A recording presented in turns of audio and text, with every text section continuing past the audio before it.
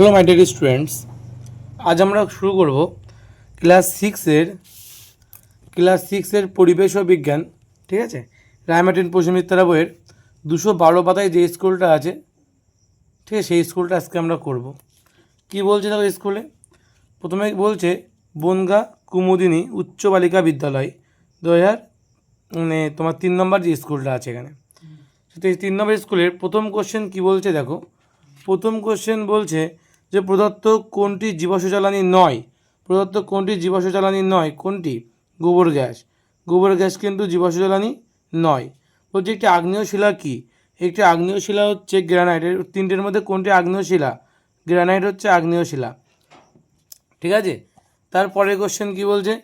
তারপরে কোশ্চেন বলছে যে অ্যালুমিনিয়ামের আকরিক কোনটি? অ্যালুমিনিয়ামের আকরিক হচ্ছে বক্সাইট। কোনটা হবে? বক্সাইট। তারপরে কোশ্চেন বলছে তাপবিদ্যুৎ কেন্দ্রে ডিজেল, কেরোসিন, কয়লা পুড়িয়ে তাপ পাওয়া যায়। কী হবে? কয়লা পুড়িয়ে কিন্তু তাপ পাওয়া যায়। কোনো বস্তুর ওজন আমরা দাঁড়িপাল্লা, স্কেল আর চোঙ দিয়ে মাপি। এটা ভুল আছে, দাঁড়িপাল্লা দিয়ে নয়। কোনো বস্তুর ওজন আমরা, অ্যাকচুয়ালি দাঁড়িপাল্লা উত্তর হবে, কিন্তু আমরা কিন্তু সাধারণ তুলনাযন্ত্র দিয়ে মাপি, তাকে বেসিক্যালি তোমার দাঁড়িপাল্লা বলা হয়। তোমরা বইতে সাধারণ তুলনাযন্ত্র পড়েছ। গড় সৌরদিনকে আমরা 24 দিয়ে ভাগ করে আমরা কী পাই? 1 ঘন্টা পাই। কী পাই? 1 ঘন্টা। কুয়ো থেকে জল তোলা, এটা কী বলো তো? কুয়ো থেকে জল তোলা কিন্তু একটা টানা হচ্ছে, ঠিক আছে, এটা টানা। এসআইতে বলের একক কি? এসআইতে বলের একক হচ্ছে নিউটন। এসআইতে বলের একক নিউটন। একই বল প্রযুক্ত হলে বলের প্রয়োগ ক্ষেত্রের ক্ষেত্রফল যত কমবে চাপও তত কী হবে? চাপও তত কিন্তু বাড়বে। ক্ষেত্রফল যত কমে চাপ তত বাড়ে। ঠিক আছে, বলছি জলের গভীরতা বাড়লে জলের চাপ কী হবে? জলের গভীরতা বাড়লে চাপ কিন্তু বৃদ্ধি পায়। চাপ কী হবে? বৃদ্ধি পায়। জলের গভীরতা বাড়লে চাপ বৃদ্ধি পায়। হৃৎপিণ্ড কী বলেছে? হৃৎপিণ্ড থেকে রক্ত সারা দিয়ে যে নলগুলি দিয়ে পৌঁছে যায় তার নাম হচ্ছে কি? তার নাম হচ্ছে এখানে ধমনী। তাই তো, তার নাম হচ্ছে ধমনী। রোগ প্রতিরোধকারী সকল উপাদানই প্রদত্ত কোন উপাদান দ্বারা দ্বারা মূলত তৈরি হয়? রোগ প্রতিরোধকারী সকল উপাদানই কোন উপাদান থেকে তৈরি হচ্ছে? এটা হচ্ছে প্রোটিন থেকে। ঠিক আছে, বলছে পিতল তৈরি হয় তামার ড্যাশ মিশিয়ে। তামার জিঙ্ক। জিঙ্কের সংকেত হচ্ছে ZN। ঠিক আছে, ড্যাশ ইন্টু ক্ষেত্রফল ইজ ইকাল টু বল। চাপ ইন্টু ক্ষেত্রফল, চাপ ইন্টু ক্ষেত্রফল সমান সমান বল, বা বল ইজ ইকাল টু চাপ ইজ ইকাল টু বল বাই ক্ষেত্রফল। আলোর তীব্রতার একক হচ্ছে কি? আলোর তীব্রতার একক হচ্ছে ক্যান্ডেলা।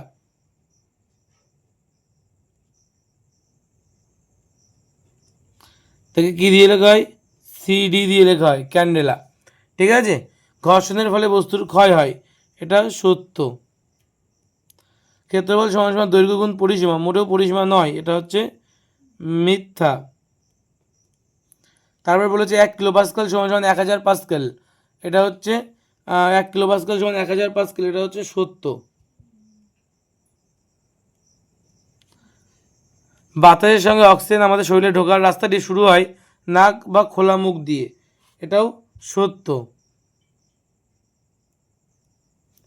একজন পূর্ণবয়স্ক মানুষের শরীরে কতগুলি হাড় বা অস্থি এরপরে চলে এসে এক কথায় উত্তর 4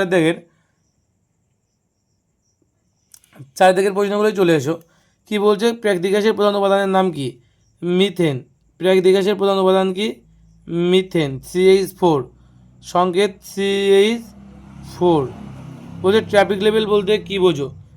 ট্রপিক লেভেল বলতে কি বোঝো? দেখে নাও, তোমাদের এটা তোমরা মানবেতেও পাবে, বইতেও পাবে, দেখে নাও পেজ নাম্বারটা। এটা তোমাদের টেক্সট বুকের তোমরা এখানে পেয়ে যাবে, 94 পাতায় পেয়ে যাবে। খাদ্য পিরামিডের এক একটি ধাপই হলো এক একটা পুষ্টি স্তর বা ট্রপিক লেভেল। বোঝা গেল?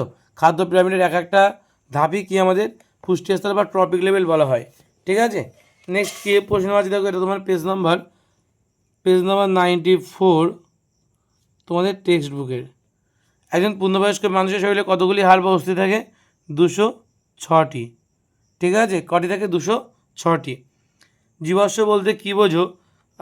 ম্যাগমা লাভার মধ্যে সম্পর্ক কী? দেখে নাও প্রথম কোশ্চেনটা, জীবাশ্ম বলতে কী বোঝো? পেজ নাম্বার 119 পাতায় জীবাশ্ম বলতে কী বোঝো, এই যে আছে তোমাদের বইতে। জীবাশ্ম বলছে জীবস্ব জীব প্লাস অশ্ব অর্থাৎ জীব অর্থাৎ যার জীবন আছে, এবং অশ্ব অর্থাৎ শিলা বা প্রস্তর। কোনো জীবদেহ শিলায় পরিণত হলে বা প্রস্তরীভূত হলে তাকে জীবস্ব বলা হচ্ছে। ঠিক আছে, জীবস্ব বলা হয় তাকে।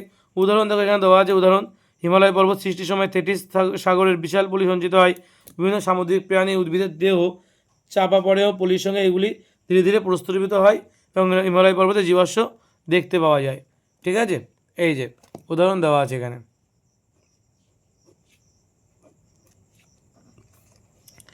বোঝা গেল? তারপরে দেখো কী কোশ্চেন দিয়েছে, বলে যে ম্যাগমা লাভার মধ্যে সম্পর্ক কী।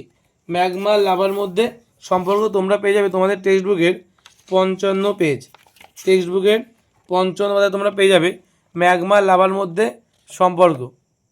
ম্যাগমা লাভার মধ্যে বেসিক্যালি সম্পর্ক কী বলছে, বলছে ম্যাগমা যখন কোনো পাথরের ফাটল বা পাহাড়ের মুখ দিয়ে বেরিয়ে আসে তখন তাকে লাভা বলা হয়। এটা হচ্ছে ম্যাগমা লাভার মধ্যে পার্থক্য, অর্থাৎ পাহাড়ের ভিতরে থাকলে লাভা ম্যাগমা, আর বাইরে বেরিয়ে আসলে সেটা হয়ে যাবে লাভা।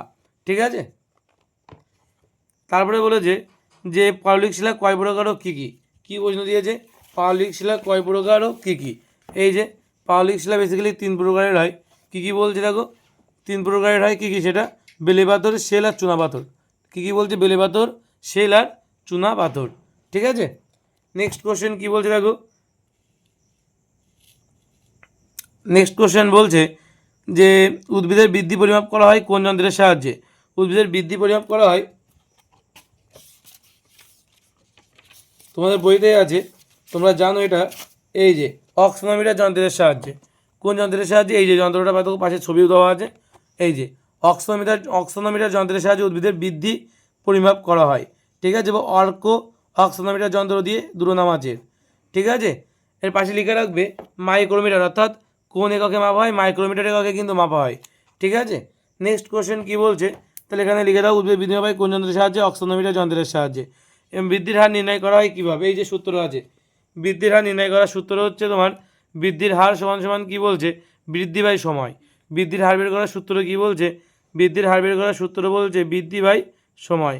কত সময়ে কতটা বৃদ্ধি হয়েছে সেটাই কিন্তু বৃদ্ধির হার। ঠিক আছে, তারপরে তোকে বলেছে যে আয়তন বলতে কী বোঝো, তলপথের আয়তন পরিমাপ করা হয় কিসের সাহায্যে। এটা তোমরা পেয়ে যাবে 68 পাতায়। এই যে আয়তন কি বলছে, যে কোনো বস্তু যতটা স্থান দখল করে থাকে তাকে ওই বস্তুর আয়তন বলা হয়।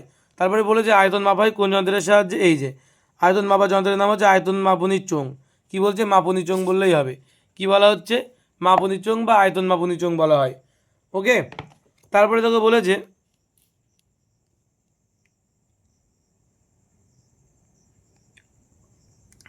তারপরে কোশ্চেন কী বলেছে, বলেছে খাদ্য শৃঙ্খল বলতে কী বোঝো, উদাহরণ দাও। খাদ্য শৃঙ্খল বলতে কী বোঝো, উদাহরণ দাও। 185 পাতা, দেখে নাও উত্তরটা। খাদ্য শৃঙ্খল বলতে কী বোঝো, উদাহরণ দাও। এই যে খাদ্য শৃঙ্খল কাকে বলে, উদাহরণ দাও। এখান থেকে উদাহরণ দেওয়া আছে, এই পর্যন্ত সবটা কিন্তু তোমার লিখতে হবে, বাড়িতে পড়ে নেবে। ঠিক আছে, নেক্সট কোশ্চেন দেখো কী বলছে, এটা পেজ নম্বর 185 রায়মার্টিনের মানবইতে। লিন্ডেম্যানের 10% সূত্রটি লেখো। এটা টেক্সট বুকে 95 পাতায় তোমরা পেয়ে যাবে। টেক্সট বুকের 95 পাতায় তোমরা এটা পেয়ে যাবে। এই যে লিন্ডেম্যানের 10% সূত্র, প্রতিটি ট্রপিক লেভেলে গৃহীত শক্তির প্রায় 10% ওই পুষ্টি স্তরের জীবদের দেহকরণের কাজে লাগে, যা পরবর্তী ট্রপিক লেভেলের জীবেরা গ্রহণ করতে পারে। এটাই কিন্তু তোমার লিন্ডেম্যানের 10% সূত্র। তারপরে কি বলেছে, পোড়া চুনে জল ঢালা হলো, তবলা বাজানো হলো, এই ক্ষেত্রগুলিতে কোন শক্তিতে রূপ বদলাচ্ছে। ঠিক আছে, এখানে কোন শক্তিতে রূপ বদলাচ্ছে, দেখে নাও পোড়া চুন আর কি বলেছে, তবলা বাজানো হলে। দেখে নাও এটার উত্তর কী হবে। প্রথমে কি আছে, প্রথমটা আছে তোমার পোড়া চুনে জল ঢালা। পোড়া চুনে জল ঢালাটা তোমার কী হবে, পোড়া চুনে জল ঢালাটা হবে তোমার বৈদ্যুতিক শক্তি যান্ত্রিক শক্তিতে রূপান্তরিত হচ্ছে। কী হচ্ছে, বৈদ্যুতিক শক্তিতে বৈদ্যুতিক শক্তি নয়, রাসায়নিক শক্তি তাপ শক্তিতে রূপান্তরিত হচ্ছে। কী হচ্ছে, রাসায়নিক শক্তি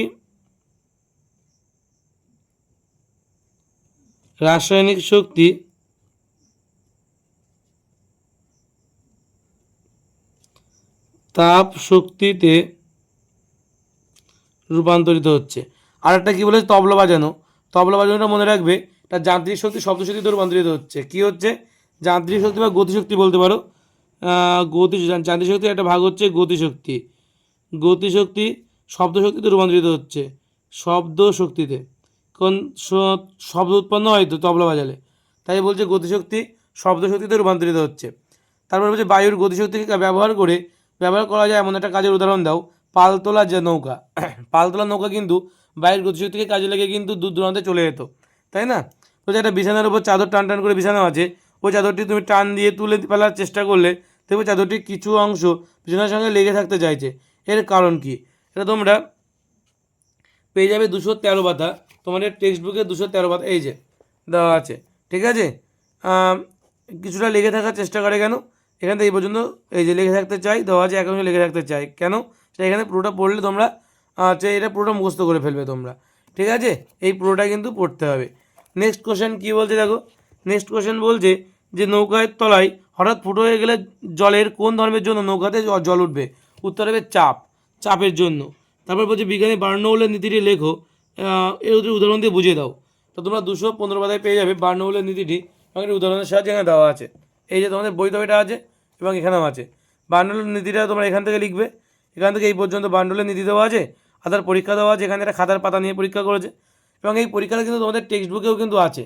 এই পরীক্ষাটা কিন্তু তোমাদের টেক্সট বুকেও কিন্তু আছে। এই পরীক্ষা পর্যবেক্ষণ ব্যাখ্যা ও সিদ্ধান্ত তোমাদের যাদের বই নেই তারা স্ক্রিনশট মেরে নাও, একদম এই পর্যন্ত কিন্তু, ঠিক আছে?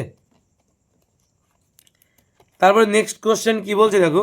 নেক্সট কোশ্চেন বলছে এটি 1 লিটারের বোতলের গায়ে বিভিন্ন উচ্চতায় কী আছে? বলছে বিভিন্ন উচ্চতায় কিন্তু একই জায়গায় 3টি ছিদ্র আছে। বোতলটি জল ভর্তি করলে কী ঘটবে ছবিসহ ব্যাখ্যা করো। তো তোমরা পেয়ে যাবে এই জায়গাটায়, এই যে বোতলটি 3টে এক লাইন বরাবর ছিদ্র করলে নিচেরটায় কিন্তু দূরে জল পড়বে, মিডিলটায় কাছাকাছি, আর যেটা উপরে এটা একদম কাছাকাছি জল পড়বে। এটা বেসিক্যালি চাপের জন্য হয়, চাপের পার্থক্যের কারণে এটা হয়ে থাকে, ঠিক আছে? চাপের পার্থক্যের কারণে এটা কিন্তু হয়ে থাকে। তো এটা কিন্তু পুরোটা তোমার লিখতে হবে কিন্তু। দেখে নাও উত্তরটা এই যে এই পর্যন্ত, ঠিক আছে? পেজ নম্বর 211, রায়মার্টিন বইতে 211 পাতা এটা আছে, ঠিক আছে? তারপরে বলেছে যে লোহিত রক্তকণিকা আর শ্বেত রক্তকণিকার মধ্যে দুটি পার্থক্য লেখো। এটা তোমরা 246 পাতায় পেয়ে যাবে, 246 পাতায় এটা তোমরা পেয়ে যাবে। লোহিত রক্তকণিকা শ্বেত রক্তকণিকা দুটি পার্থক্য দেখে নাও, এই যে দেওয়া আছে। লোহিত রক্তকণিকা শ্বেত রক্তকণিকা দুটি পার্থক্য দেওয়া আছে এখানেই, ঠিক আছে? দুটো পার্থক্য এখানে দেওয়া আছে, আশা করি বোঝা গেল। নেক্সট দেখো কী বলছে, এখানে অনেকগুলো দেওয়া আছে, 4-5টা দেওয়া আছে, তোমরা দুটো মুখস্থ করে নেবে। অনুযোগ ক্রিয়ার কাজ কী? এই অনুযোগ ক্রিয়ার কাজ তোমরা টেক্সট বুকে 112 পাতায় পেয়ে যাবে। তোমাদের টেক্সট বুক বের করো, টেক্সট বুকে 112 পাতায় অনুযোগ ক্রিয়ার কাজ দেওয়া আছে। কে এরা শরীরে কোথাও কেটে গেলে কী করে দেখো, রক্ত জমাট বাঁধতে সাহায্য করে। শরীরে কোথাও কেটে গেলে রক্ত জমাট বাঁধতে সাহায্য করে হচ্ছে অনুযোগ ক্রিয়া, ঠিক আছে? এটা লিখে দেবে অনুযোগ ক্রিয়ার কাজ। নেক্সট কোশ্চেন কী বলছে দেখো, বলছে ফুসফুসের সমস্যার দুটি লক্ষণ লেখো, তাই তো? কি বলছে যে ফুসফুসের সমস্যার দুটি লক্ষণ লেখো। আমাদের শরীরে অচল অস্থিসন্ধির কোথায় থাকে? তা আমাদের এটা পরেরটা আগে বলে দিই। আমাদের শরীরে অচল অস্থিসন্ধি থাকে মাথার খুলিতে। কোথায় থাকে? মাথার খুলিতে। আচ্ছা, ফুসফুসের সমস্যার দুটি লক্ষণ দেখো, তোমাদের বইতে যেটা আছে খুব সুন্দর করে দেওয়া আছে, ফুসফুসের সমস্যার দুটি লক্ষণ। তোমরা পেয়ে যাবে এটা পেজ নাম্বার 115 পাতায়। তোমরা এটা 115 পাতায় কিন্তু পেয়ে যাবে। আমি দেখে দিচ্ছি, এই যে ফুসফুসের সমস্যা বলে দেখো লেখা আছে, এখানে গল্প করে লেখা আছে। তোমরা চেষ্টা এগুলো পড়বে, পড়ে নিজের মতন করে লেখার চেষ্টা করবে, ঠিক আছে? বোঝা গেল? এখানে কিন্তু গল্প করে দেওয়া আছে, তোমরা কিন্তু এটাকে নিজের মতন করে বুঝে নিজের মতন করে লিখবে, নাম ঠিকানাটা বাদ দিয়ে। এখানে নাম লেখা আছে বিভিন্ন মানুষের, ঠিক আছে? ওইগুলো বাদ দিয়ে লিখবে। তারপরে দেখো বলেছে যে প্রদত্ত হৃৎপিণ্ডের ছবিতে এ আর বি এবং সি দ্বারা চিহ্নিত অংশের নাম করো। এই এ অংশটার নাম হচ্ছে এখানে ফুসফুসীয় শিরা, ঠিক আছে? এ অংশের নাম কি বলছে? ফুসফুসীয় শিরা। বি অংশের নাম বলছে ডানলিন্দ, আর সি অংশ যেটা বলছে এই চিত্রে সেটা হচ্ছে বাম নিলয়। বোঝা গেল? এই হচ্ছে তোমাদের তিনটে অঙ্গের নাম, তিনটে অংশের নাম এখানে বলে দিলাম। এই ছিল তোমাদের 3 নম্বর স্কুলের পুরো কমপ্লিট করে দিলাম। এবার তোমাদের নেক্সট দিন আমরা যেটা করবো সেটা হচ্ছে 4 নম্বর স্কুল, যা তোমরা খুব শীঘ্রই পেয়ে যাবে এবং নেক্সট আগামীকালই পেয়ে যাবে, ঠিক আছে? তো চলো দেখা হবে 4 নম্বর স্কুলে গিয়ে আবার। এবং সঙ্গে তোমাদের ম্যাথের একটা দুটো স্কুল দেওয়া আছে, দেখবা এই চ্যানেলে দেওয়া আছে। তোমরা যদি ওগুলো দেখো তোমার যদি আরও প্রয়োজন হয় কমেন্টে জানাবে যে ম্যাথের তার স্কুল, আমি ম্যাথের যে স্কুলগুলো রাইমেট বইয়ের সেগুলো আমি নিয়ে আসবো, মানে সমাধান করে দেবো, ঠিক আছে। ওটা অনেক সময় লাগে, ওই জন্য তোমরা যদি না দেবো তাহলে বেকার বেকার করা হয়ে যাবে, ওই জন্য তোমরা যদি কমেন্ট করো তবেই কিন্তু ওটা নিয়ে আসবো, ঠিক আছে। আর ক্লাস 6-এর পরিবেশ ও বিজ্ঞান যেমন চলছে এমনভাবে চলতে থাকবে, প্রত্যেকটা স্কুল পার ডে একটা করে স্কুল কিন্তু আসবে, তোমরা কিন্তু দেখতে থাকবে, ঠিক আছে। আর কোনো অসুবিধা হলে সেটা কমেন্টে লিখবে, কোনো উত্তর যদি ভুল হয়ে যায়, যদি মনে হয় তোমার ভুল হয়েছে, ঠিক আছে, তোমার যদি মনে সন্দেহ হয় তাহলে অবশ্যই কিন্তু সেটা কমেন্ট করে জানাবে, ঠিক আছে। আমরা অবশ্যই সেটা ক্রস চেক করে নেব, ওকে। তো চলো আজ এই পর্যন্ত থাক, দেখা হবে নেক্সট ভিডিওতে।